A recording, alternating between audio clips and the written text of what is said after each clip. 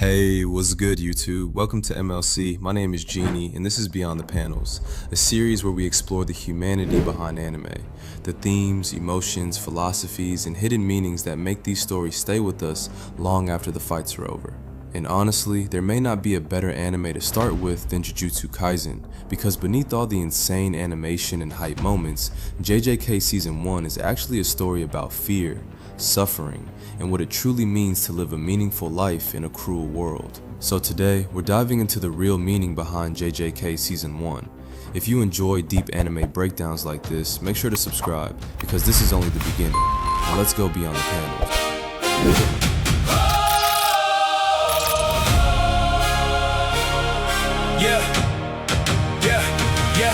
New page, blank slate, I was built from the egg. Now I move like a blade, cutting through all the gray. Old scars, they don't own me, I was lost, now I'm holy. Got a fire in my bones, got a mile in my soul. Fresh breath, fresh brew, still I choose what I choose. If the road wants my name, then I leave in the blaze. I don't run from the storm. When people talk about Jujutsu Kaisen, the conversation usually starts with the animation, the fights, the choreography, Gojo's eyes, domain expansions, the hype.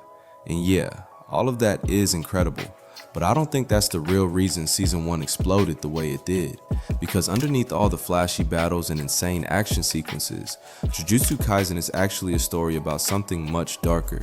It's a story about death, not just physical death, but meaningless death, wasted lives, broken people, and the terrifying feeling that maybe suffering doesn't actually have a reason behind it. That's why JJK feels different from most modern shonen. Most shonen anime are ultimately optimistic. They tell us that hard work leads to victory, that friendship conquers all, that heroes can save everyone if they try hard enough. But Jujutsu Kaisen? JJK constantly asks a much uglier question. What if life is unfair and people die anyway? And honestly, that's what makes it feel so human. From the very first episode, Yuji Itadori is introduced differently from most protagonists. He isn't obsessed with becoming the strongest, he doesn't dream of being king, he doesn't want fame or glory, he's just a normal teenager trying to live a normal life. But before his grandfather dies, he tells Yuji something that completely changes the direction of the story. Help people. And then comes the line that defines Yuji's entire character. Make sure you die surrounded by others.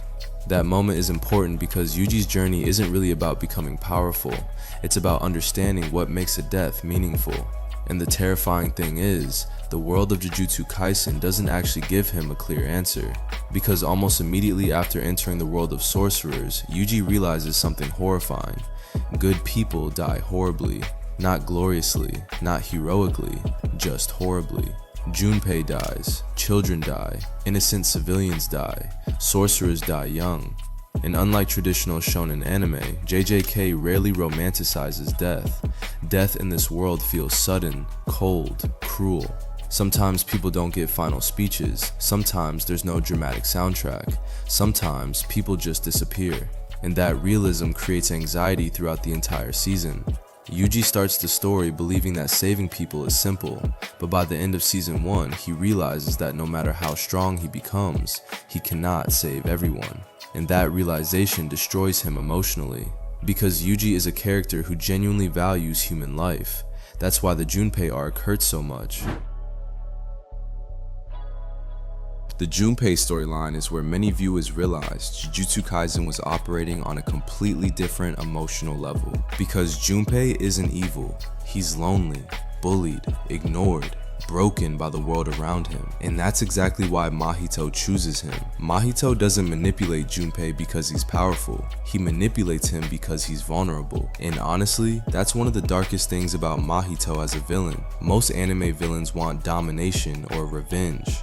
Mahito just enjoys human suffering. He represents cruelty without reason, and that's terrifying because it reflects something real about humanity. Sometimes people hurt others not because they have to, but because they can. Mahito treats human beings like toys, experiments, objects. The transfigured humans aren't just monsters for shock value, they represent the destruction of identity itself. Mahito literally reshapes people into suffering, and when Junpei dies, the series completely rejects the typical shonen rescue moment because we expect Yuji to save him. That's what anime has trained us to believe. The protagonist arrives, the music swells, the victim survives. But JJK says no. Junpei dies anyway, and Yuji breaks down because for the first time, he understands something horrifying. Sometimes being strong still isn't enough. That scene changes Yuji forever. It's the moment he stops seeing curses as obstacles and starts seeing them as genuine evil.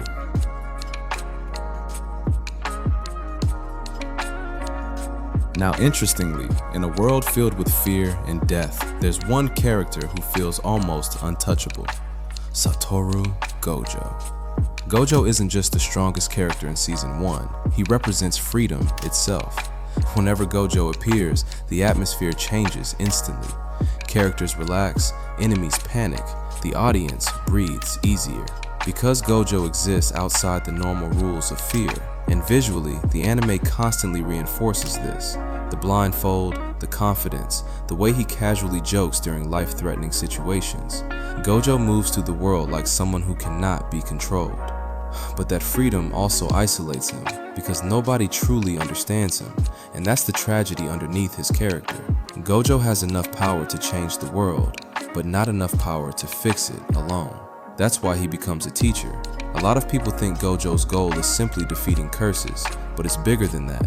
Gojo wants to create a new generation strong enough to destroy the corrupt system of Jujutsu Society itself. He understands that the world is broken. Young sorcerers are treated like disposable weapons. Children are forced into violence. Tradition matters more than humanity. And Gojo hates that. That's why he protects Yuji, not just because Yuji is special, but because Yuji represents the possibility of change. Gojo believes the next generation deserves freedom from the cycle of suffering, and honestly, that makes him one of the most fascinating mentors in modern anime. Because beneath all the jokes and flashy power, Gojo is deeply angry. But if Gojo represents freedom, Nanami represents reality. And in my opinion, Nanami is one of the best written adults in modern shonen anime because he feels painfully real. Nanami isn't loud, he isn't dramatic, he isn't obsessed with heroism. He's tired, exhausted even. Before returning to Jujutsu Society, Nanami worked a normal corporate job. And what's interesting is that JJK treats corporate life with almost the same horror as fighting curses. That's not accidental, because Nanami realized something devastating. Adult life can feel meaningless. Wake up, work, go home, repeat. And unlike younger characters who still carry idealism, Nanami sees the world exactly as it is. That's why his philosophy feels so mature. He doesn't believe being a sorcerer is noble. He simply believes that if suffering is unavoidable, then he'd rather use his suffering to help others. That's such a human perspective. Nanami doesn't fight because he loves violence. He fights because someone has to. And honestly, that mentality is probably why so many older fans connected with him immediately. Because underneath the supernatural battles, Nanami represents burnout, the exhaustion of adulthood, the loss of innocence, the quiet disappointment people feel when reality doesn't match their dreams. Yet despite all that, Nanami still chooses kindness, and that's what makes him admirable, not optimism, choice. Now here's the big question. Why does Jujutsu Kaisen feel so emotionally heavy compared to other shonen anime? And I think the answer comes down to one thing.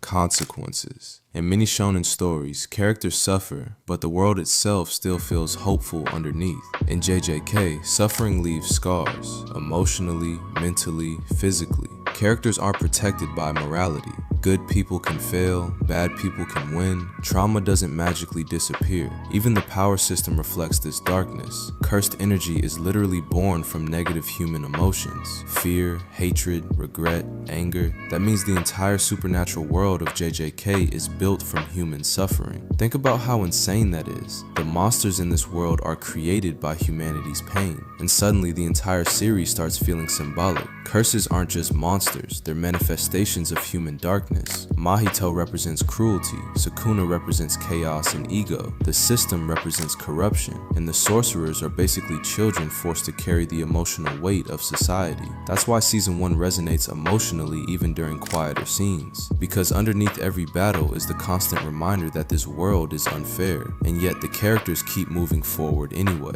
Nanami answers with responsibility, Mahito answers with cruelty, Todo, Megumi, Nobara, Maki, Panda, Principal Yaga, and more. All characters I haven't mentioned, but all of them contribute to this philosophy, albeit not all in the same capacity. All characters that are deeply flawed yet heroic in their own ways. That duality is what gives season 1 of JJK its depth.